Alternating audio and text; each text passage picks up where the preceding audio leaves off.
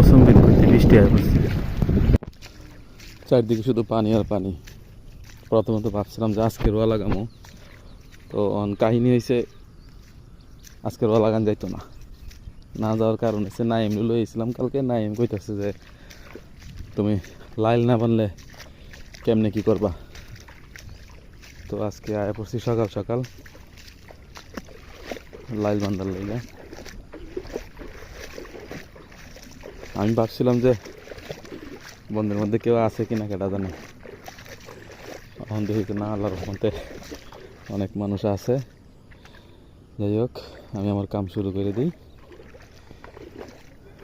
কয়েকদিন আগে আইছিলাম, এখানে পানি আসছিল না, আর এখন প্রায় আডু পানির মতো হয়ে গেছে। আমার লাইল বান্ধার কাম প্রায় শেষ হয়ে গেছে গা, কিন্তু অসম্বিত করতে বৃষ্টি হয়ে পড়ছে।